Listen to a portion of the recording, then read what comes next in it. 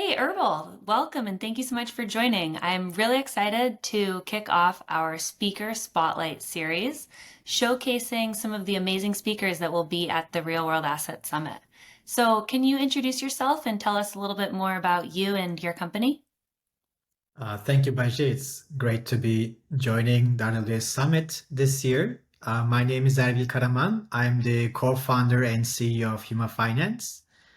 And Huma is an income-backed DeFi ecosystem for 99%. Our infrastructure enables mission-driven DeFi and fintech lenders to borrow against their receivables on chain. And this activity generates a fully transparent, auditable loan tape-like record that brings a level of transparency and traceability that didn't exist before. Awesome. We're so excited to have you. Can you share a little bit with our listeners what unique perspective are you going to bring to the summit? Definitely. I have spent most of my time in this world building solutions in emerging markets. I grew up in Turkey and spent my childhood there. And even after I moved to the United States, I continued focusing on solutions that benefited the wider global audience. Way before Facebook became a public company, I was in charge of bringing Facebook to 1 billion people around the world.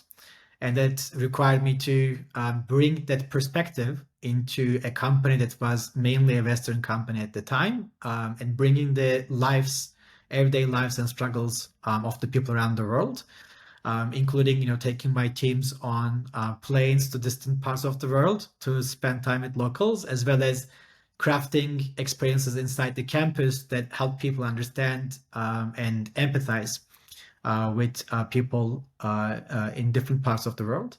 I also launched internet.org during my time there to bring free and affordable internet to the emerging markets.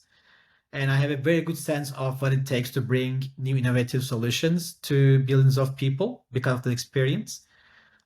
Also, before coming to and building Huma, the three of us, the three co-founders, we were building Earnin, which is one of the largest consumer fintechs in the United States. And we have built an example to what a fair lending solution looks like, and create a new domain called Earned Wage Access, giving people access to their earned wage before they get their paycheck with 0% interest and no collections and no credit score checks, to showcase that you can actually provide credit solutions to tens of millions of people in the order of billions of dollars of origination with less than 1% risk default rate if we actually structure credit the right way, without necessarily pushing all of those people out of the financial ecosystem. And we have developed a lot of great methodologies to also help bring these insights to different DeFi and fintech lenders around the world. And we hope to bring our growing ecosystems perspectives in Southeast Asia, in MENA, into the RWA Summit. Wow, that's an incredible story. And to have said that you have experienced scaling to billions of users is like exactly what we are all talking about within the crypto ecosystem and what's needed to get us to the next level. So I believe Definitely. that will be a core theme and something that a lot of people hopefully ask you about, and we can learn from you more on as part of the conversations at the summit. Switching gears to looking forward, curious to hear what's your prediction for what the tokenization and real world asset landscape will look like next year? That's a great question. First of all, it is very clear that we will have many more frameworks that will work in different jurisdictions. Right now, we are still looking at an industry that is quite limited in its ability to innovate new concepts and new frameworks that can work for different types of real world assets. But we are seeing more and more frameworks and at least trial and error type of experimental esoteric products coming on chain, and we see that there's going to be more of those frameworks available that will work in more jurisdictions, that will enable institutions to start making their bets towards higher quality products that they like. A misconception I think some of us, had in the past was institutions would come for on-chain anything, but institutions have a mandate, and a lot of those mandates already push them to certain type of asset classes. As we have a larger set of asset classes coming on chain and tokenized on chain, I think we will see institutions making more bets because they will start forming more complete portfolios versus just carving out one specific asset in their portfolio to RWA.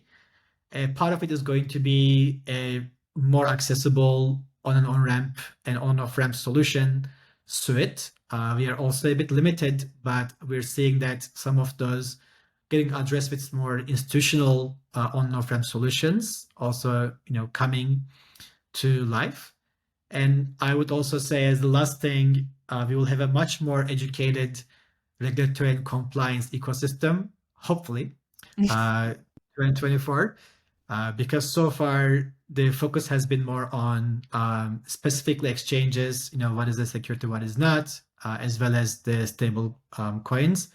But we are seeing, I think, FINRA and others providing advisory to different RWA tokenization frameworks and companies, and that will educate both sides. It will educate the industry, it will educate the regulators and the compliance agencies. Sounds ambitious for 1 year, but I like where your head's at. Yes. Any prediction for the specific asset classes that will emerge as being more compelling and competitive in the early adoption phase?